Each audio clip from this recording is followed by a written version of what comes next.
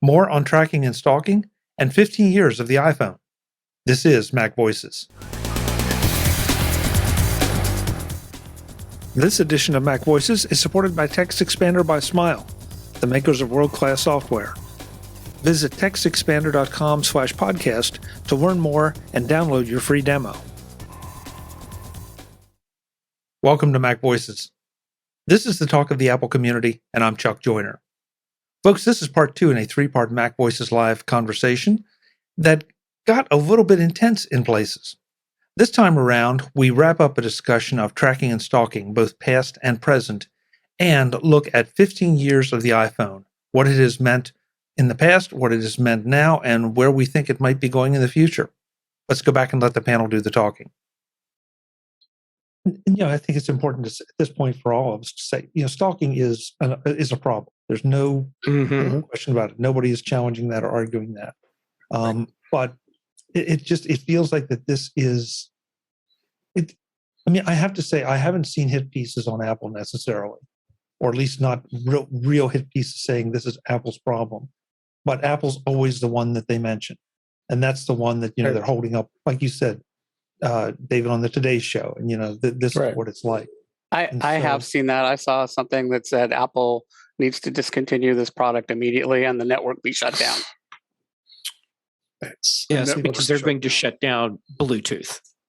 Well, no, they could shut down. Well, first of all, whoever they'd wrote have to this shut down Find My. Exactly. First of all, this person doesn't know and doesn't care, and it's good for clicks. So, I'm not saying that somebody in Congress proposed this. But, and also, like from a technical point of view, it doesn't warn somebody immediately that there's an AirTag on you. That would kind of make the device fairly useless. So it's sort of like what if you're riding on a train, and apparently already, like if you're riding on a train, you're like, oh, there's all these AirTags traveling with you. So it doesn't do it immediately. But apparently on things like long distance trains, that's already a thing that you're going to get alerts that there are AirTags traveling with you because of all your fellow passengers. Right. So, at some point the device becomes useless, and also the warnings, like, depending on, if you're driving alone in your car and you see this, then, but there is some delay. Like Apple doesn't immediately say that there's something traveling with you. I'm not sure what the details are. So Webb in the chat room says he agrees with Jeff and Guy. The whole bad person issue using a tracker issue has been around for a while, but since Apple now has the AirTag, makes for a better story. Evil Apple. Well, Apple has probably sold more of these in the last 8 months or whatever that it's been out than all the other trackers put together over the last decade. So it's not entirely. I bet they have. I mean, Tile. If they have owned the market for 7 and it's years. Been infinitesimal. Nobody owns Tiles. Really? Very few. I think a lot of people own Tiles. There's a lot of people own Tile. I think this is a tech crowd that's looking around at people they know. In the general population, I don't think so. The people I know who have them are people in the general population. Some of them are people who are Android users, and so like there's a whole lot of folks that aren't necessarily the same technological demographic, we'll call it. But loads of people have them. I know lots and lots of people who have them, and I know whenever it's come up as a topic in a context when there were a number of people together having a conversation and Tile came up, there were always people who had them. So the number of people that I've never have had a Tiles discussion on their with anybody about it. keychains is crazy. Mm-hmm. And that was Kelly Guimont, who is joining us for the first time in 2022. Kelly, welcome. It's good to have you. Happy New Year. Glad to be here. Yeah. You can blame Andrew for this, who casually mentioned that he was doing MacVoices right now. Oh no, I forgot. And so here I am. It was my fault. I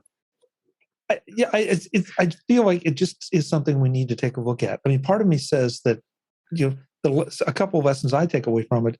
Sort of, I spoiled it at the beginning of the show. The AirTags work great. they let you track what you want to track. They also, Apple has done a number of things to prevent you from being tracked. And so, that's by telling you that there's an AirTag moving with you that is not yours. So that is a good thing. They send you notifications of that fact. That's a good thing. At the end of the day, this is just technology. This is one more time technology is being used, or abused. And the pundits out there are saying the technology is bad. I don't believe the technology is bad. It's the people that are bad that are using it. We've seen this story before. And if you swap out AirTag for Craigslist or whatever, like or scissors. Well, okay, that's a much older article. Because it's always like bad people got a hold of an ambivalent piece of technology. Like, it's not a good piece of technology. It's not a bad piece of technology. It's not inherently meant to do people harm. And yet someone is using it to do people harm. And like, that's a thing that's going to happen, because the problem you need to solve is not AirTags and security levels. It's the people who are creepers about it and, using them for nefarious purposes. And you're never going to be able to solve for that problem. Like, you're not. I would really like to think so, but I'm like, I live in the world too, and I just don't see that being a thing. So, that's the issue, because we saw this when there were people getting stalked like via Craigslist, and we've seen this when people initially were using check-in apps, like back in the day when Foursquare was the thing that everyone was doing, and people got times. stalked or tracked by people they didn't want to be tracked by after they broadcast their location to anybody on the internet that bothered to find out. And people used that stuff for bad things, because like there was a wave of how to articles, like how to keep yourself safe, and it was, don't check into places and let people know that you're on vacation for the next week. Or how about the feature that would just tell other Foursquare users that a Foursquare user was nearby, and then share your name and picture. So good times. Yeah, so it's not like this is not new, and this is not the first time we've heard this story. This is not the last time we will hear this story. And the reason we are getting this one now is Apple. The thing I always tell you guys, like, if you swapped out another company name for Apple in that, is it Microsoft? Is it Facebook? Is it Google? Whatever. If you put that in, like, would that still be a story that would rate news for somebody? And generally, if the answer is no, it doesn't necessarily hold up as a news story. So bad people doing stuff with technology is not new, and it's, not going to stop anytime soon either.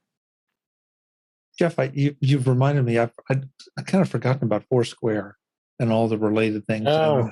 The Facebook check-ins and all of those. It is. We were so innocent back then. That you didn't. It was a different time, Chuck. Yeah, it was. It truly was. I mean, now it seems like, my God, how could I have been that naive? But that's the way it is. I'm sure right now we're being naive about something else.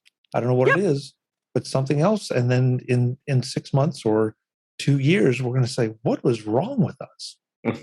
Yeah, what was Foursquare? It called you when you were the king of a location. You're the mayor. You were the mayor. I couldn't remember. Mayor. Yeah. Yeah. I was the mayor of the Goondocks in Astoria, where the Goonies took place for a while. So, you see, that's a badge of honor right there. Nerd's gonna nerd, dude.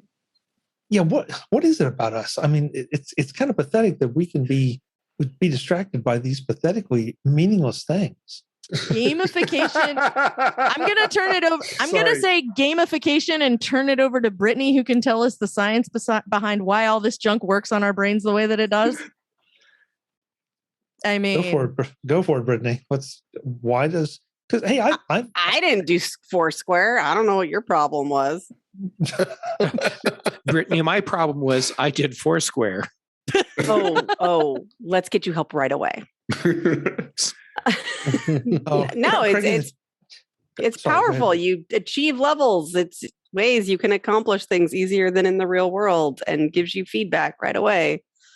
Lots of reasons. Craig, Is that Craig in not the like chat a room- Skinner box? It's not actually Skinner box, but well, no, because you can you theoretically accomplish a thing, right? Like, I am the mayor of this place, and that is the thing I get to say. And you do certain things, and then you can get to that point. And there's some people who, aren't as susceptible to it, and some people that are more so. So Craig in the chat room says swarm. Forgot all about swarm. Yeah. That's what it was. Yeah. But that's basically the same thing, though, right?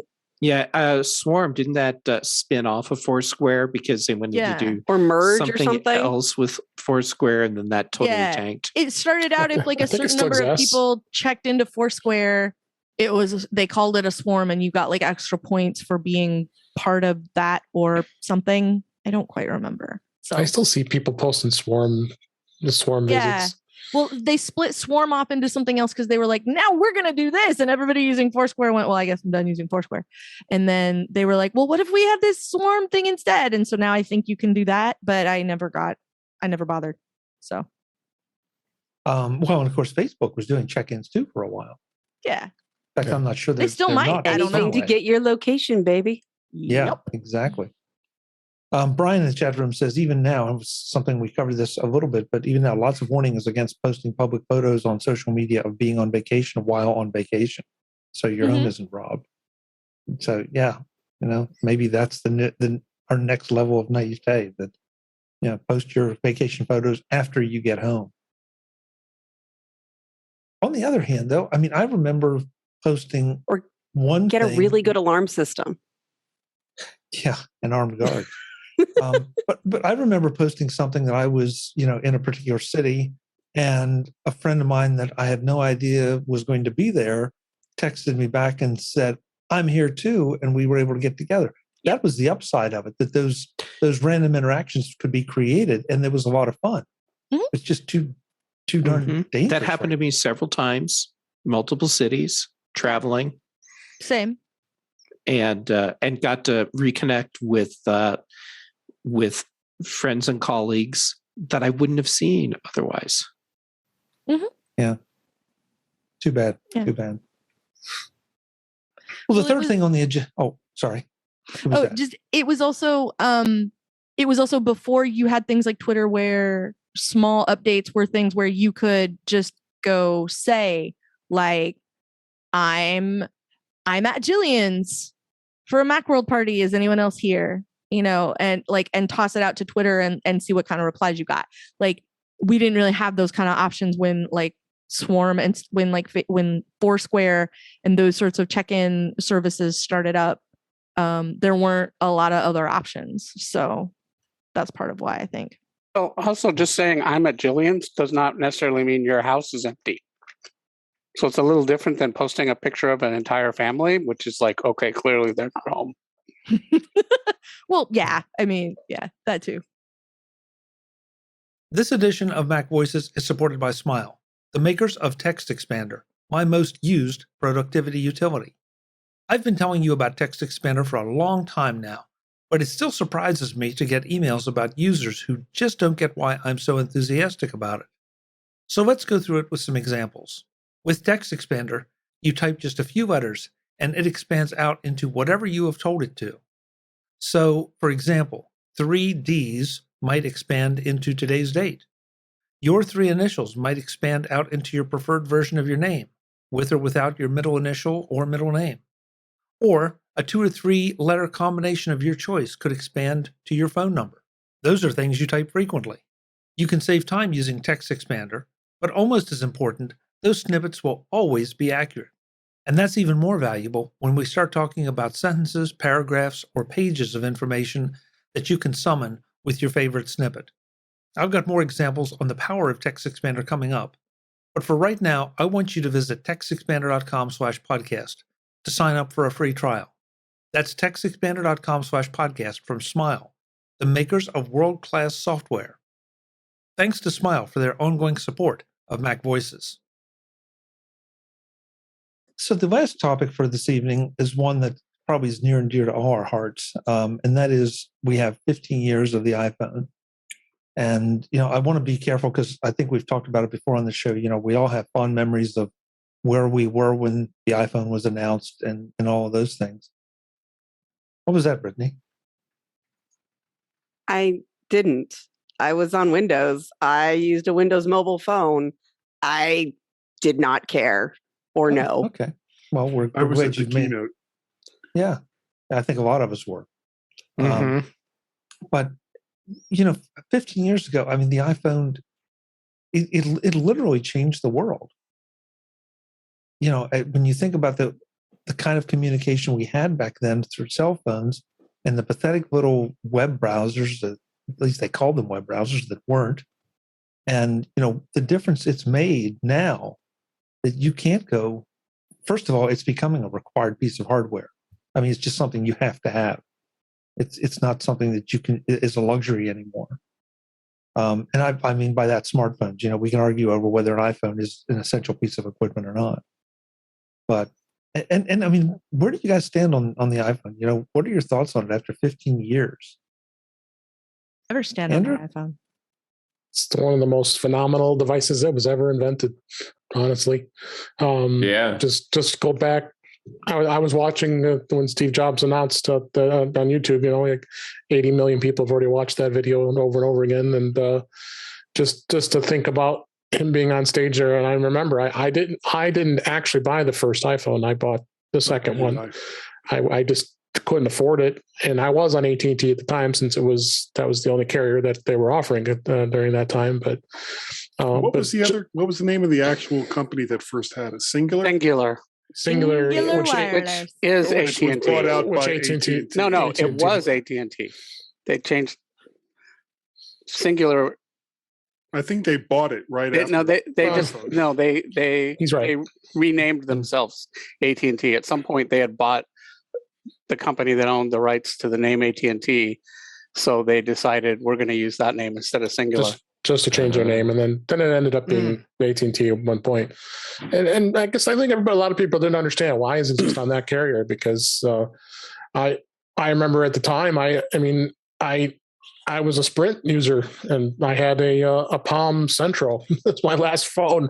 I mean, I had the Palm Trio, and then the and all the Motorola, the Razr, and there are just so many other phones that we all can relate to having. But just seeing that and watching what that device was, and and again, it wasn't in my budget because I don't think it was subsidized at that time. You had to buy it outright. But it was just phenomenal device, and I've owned pretty much every single model ever since the 3G. So I must like it. The reason it's not like you've got a podcast about it already. No, that's true. True. But that was long before I had a podcast. So the reason it ended up on just Singular was because when Apple was talking with the other carriers about what they wanted to do with the phone, the other carriers said, nope, not going to play, because it took control away from the carriers. They're right there. Mm-hmm. And Singular said, sure, let's give it a shot. And we can see how that worked out. And you just said that, Jeff. I remember with Brian on Apple Context Machine. I just listened, and you said Apple controls the device being updated, and that's huge. Android does not.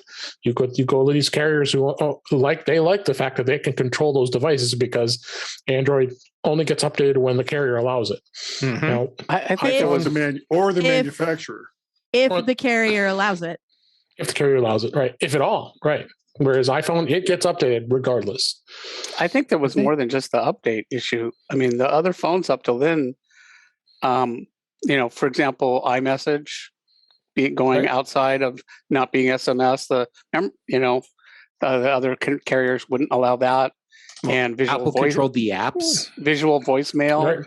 Mm-hmm. So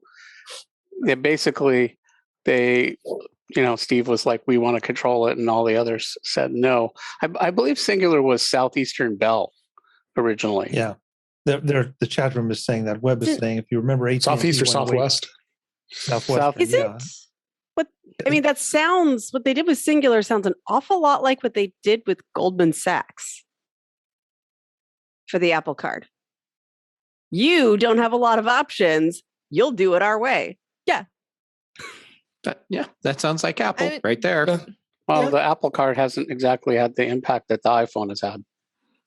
Well, no, but it's the same. It's the same sort of thing. Similar arrangement. There's a just reason, arrangement. Well, there's a reason that the Apple Card is not a Visa.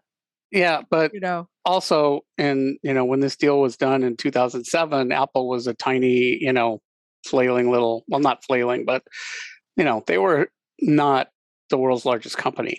No. So,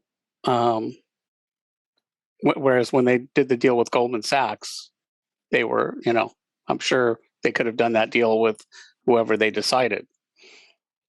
Right. But it was obviously more lucrative with Goldman Sachs at that time. And it's just allowing it to being able to be controlled of updates. That alone, wins that was me over. Huge. We talked about that a lot, I think, at the time, especially. Because there were a bunch of things when the iPhone came out that were sort of revolutionary at the time that now are a matter of course, and you don't really nobody really thinks about it anymore. The thing that I remember is way before, I think it was right around the time the iPhone came out, we were talking. Jeff, you came on the 2 Talkcast, just to turn it into Flashback Friday a little bit early. Wow, you were on the 2 Talkcast with me, and we were talking about it, and we were talking about first of all, the outrageous price of $5.99, and second of all, the fact that this was a transaction that was completely outside the cellular plan. So if you had whether or not you went and bought an iPhone had no bearing on the contract you had with your provider, or how long your contract got extended with your provider, because that used to be the way they were able to reel people in, was you can have a phone. And what I remember, Jeff, was you saying, they say that they're financing your phone over the next 24 months, but then in month 25, your bill doesn't go down. And I'm like, I know. And but you said it, and I remember not being able to stop thinking about it after that. Why can't we just do that all the time? So having your cellular plan be unrelated to having your service be unrelated to your hardware was the first thing. The second thing was making it here's the price. This is the thing that you buy and you're done. And third of all, as weird as it sounds now, when you look at that original iPhone, carrying around a great big phone. It was tiny. That's what everybody said at the time. Who wants to carry around a phone that was big for the time? Because it doesn't fold in. It's that big, and it doesn't fold in half. The phone, the original phone, wasn't unlocked. You had to buy the plan from Singular. You couldn't buy it from anybody else, and I think it was subsidizing. And it's still, the unlocked phone thing came later. But what was unlocked about it was, phones before that, you couldn't load your own music on it. You couldn't, if it had a camera, you couldn't take the picture off except by paying the provider a fee. Ringtones cost $1. SMS messages were insanely expensive. Everything was set up. Everything was a charge. Yeah, everything. Well, everything was set up that the provider was a toll collector that was just basically, looking to rip you off at every opportunity, and you couldn't do anything that the provider didn't allow you to and charge you for. Sounds a little like the music business before iTunes in places. Yeah. Yeah, although Napster is probably sounds like the music business before Napster. Yeah. Yeah. Okay. Fair point. Let me get the chat room back in here. So Jeff says, I'm not sure, Jeff, why, because we moved on a little bit, but that's why he owns a Pixel phone. So I'd love to know why you own a Pixel phone. Pixel phones, Pixels can be updated. You get the core version of the Google OS, and they get the first updates out of any of the Android-based phones. Without all most of the garbage that the other phones throw in. Right. Minimal wrapper around it, like you get when you buy Windows, not directly from Microsoft, and you get the Dell wrapper or the Toshiba wrapper or whatever. It's the same thing with Android. There's a flavor on a Samsung phone, a flavor on an HTC, etc. I mean, if you had a Pixel from like iPhone 6 era, I don't think it runs the latest Android software, does it? I don't think it does, but Pixel does. An iPhone 6 also doesn't run the latest version of iOS all that great either. Right, Brittany? Actually, it can't. You have to have a success. Success, that's right. Yeah. Well, mine was throwing fits this last week. Brian says the lack of bloatware was incredible too on the iPhone. Very different from others. Mm-hmm. Right. Yeah. Webb points out that the Apple Card is a MasterCard. Yes. Brian says that amazing to think that are about one of the biggest things about smartphones. Third-party apps weren't even on the first iterations of the iPhone OS. The App Store came with the iPhone 3G. Yeah, and Steve was I remember. But you did have that sweet solution. Yeah, I remember Steve at some event saying web apps. Yeah, that's the sweet solution. Yeah. It was not the sweet solution. That was my Ron Howard voice. But the phone is the device has evolved, and now it's a camera. It's a movie camera. It's a much nicer music player. It's Steve's thing of it's an iPod. It's an internet communication device. It's a phone, live stream device. But now you. Well, it wasn't originally because it couldn't do video. There was no video till the 3GS. No video, right? Yeah.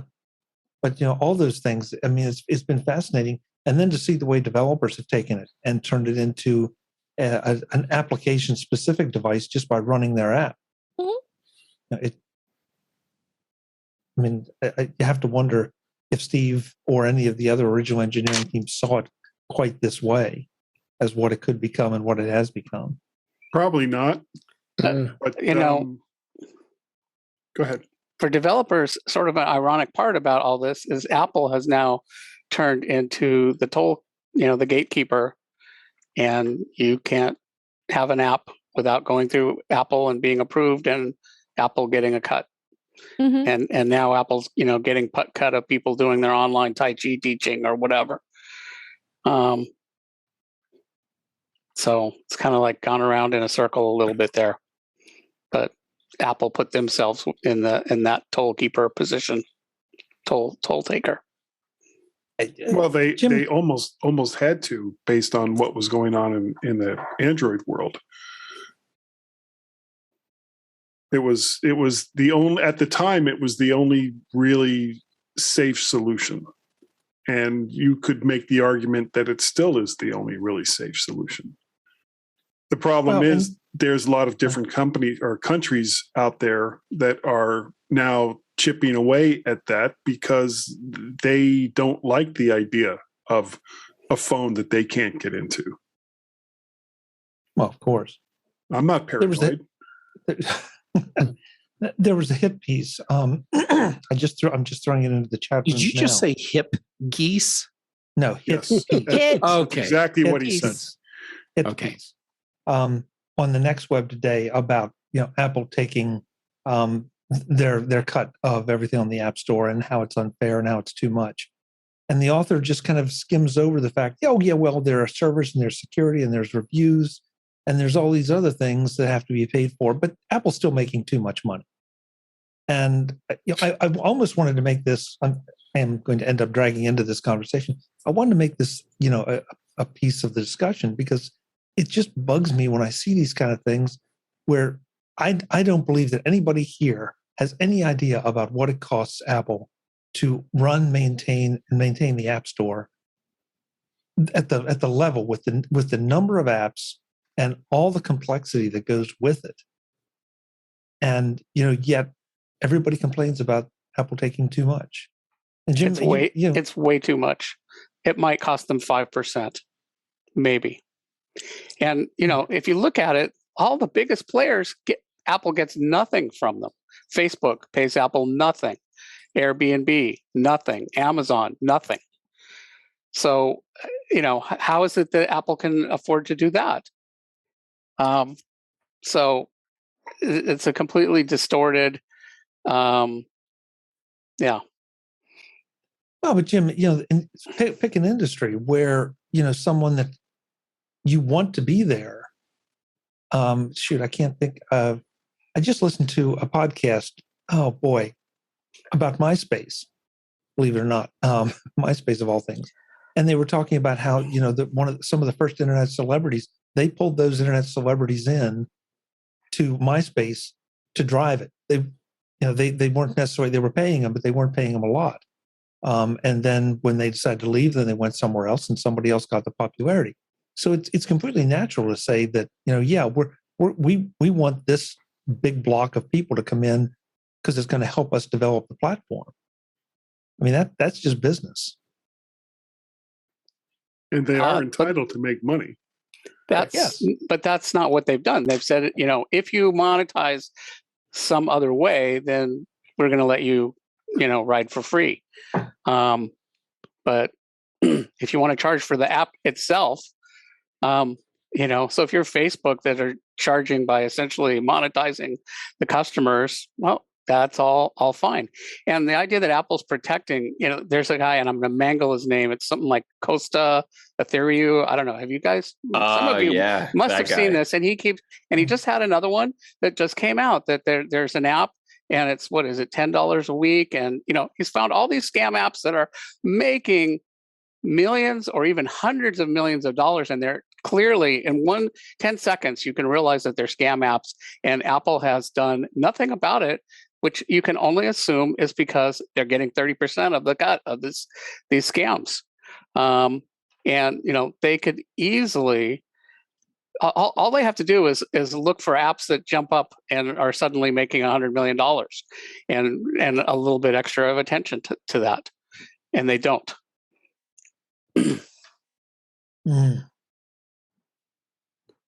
Don't know that. I think, you know, John Gruber posted on that. The guy gets a lot of attention because he keeps coming up over and over again with these apps that are, you know, complete scams, and Apple does nothing. And this one guy is able to find them over and over again. We should probably apply the rule here. Never attribute to malice what can be explained with incompetence. And I have a feeling that Apple is just completely incapable of managing the App Store in such a way that they can effectively find these scam apps. You can't have it both ways. You can't say, oh, we have to charge this huge amount because we're protecting the customers, and then it's demonstrably obvious that they're not protecting customers. That is definitely a problem. Yes. And Apple needs to address that. Yes. I will go with that. But I don't, you know, I think to say that, I mean, money doesn't solve all the problems. So, you know, I mean, you have to be able to hire competent people to look at these things, do the research. There's all this pressure. And I'm taking the other side, because I would not be happy if I were scammed out of $10, let alone $10,000. No, it's $10 a week. And it's also really clear that the reviews are fake. You know, the reviews are fake for these apps that he finds. So, like, maybe they can't find it ahead of time, but they could easily, with a small investment, you know, have a team that looks at trends of, oh, look, there's some app that's, you know, come out of nowhere and suddenly it's making $10 million a month. How many apps could there be like that? Not very many. It's a small enough amount that somebody could personally look at them and go, is this a real app? Does this actually do something? Do these reviews match? You know, they could put some extra attention. And this guy's been reporting on these for over a year now, and he keeps coming up with more and more and more. So, you know, and This is nothing's done. This is a story I've completely missed. What kind of apps are we talking about, Jim? Do you know? Well, I wasn't, prepared to. They're all scams. They really don't do anything.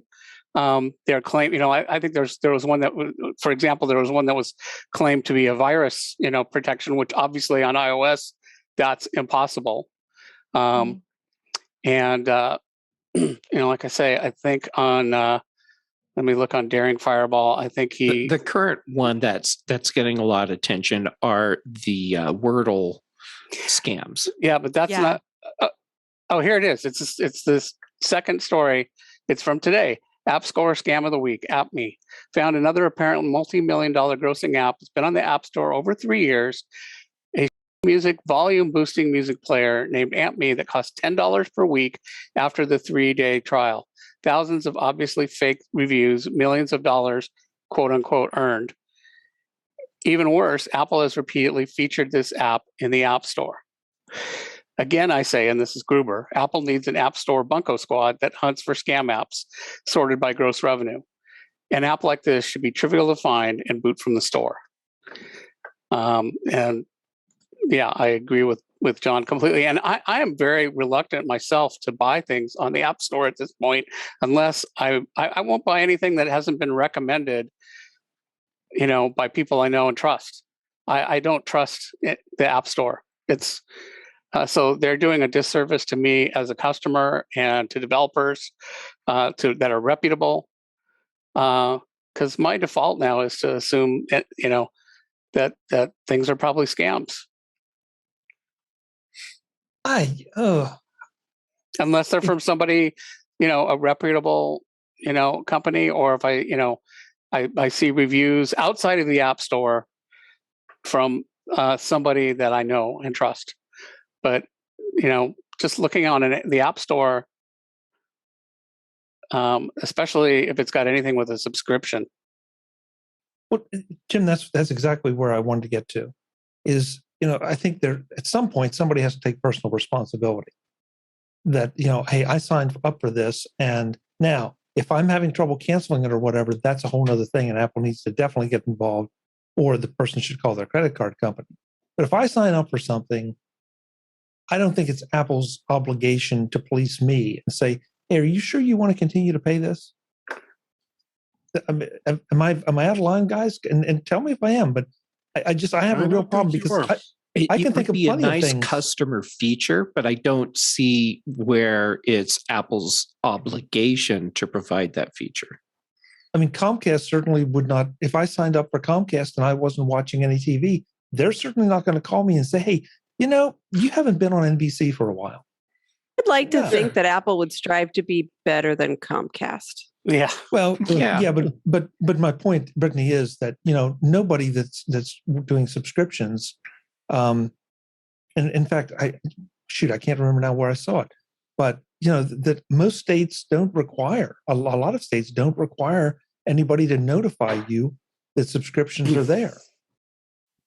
The panel will be back in the next edition of MacVoices to talk more about the App Store, scam apps, and what Apple could and should be doing to protect users, and what users themselves could and should be doing to protect themselves.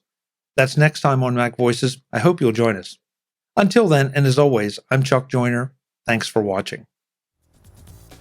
Visit MacVoices.com for show notes and to connect with Chuck on social media.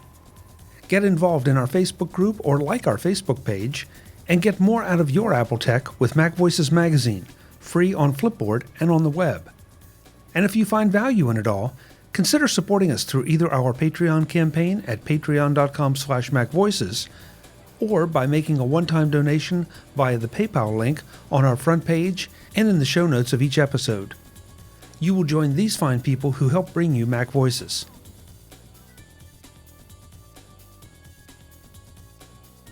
Advertising handled by Backbeat Media at backbeatmedia.com. Bandwidth provided by CacheFly at cachefly.com.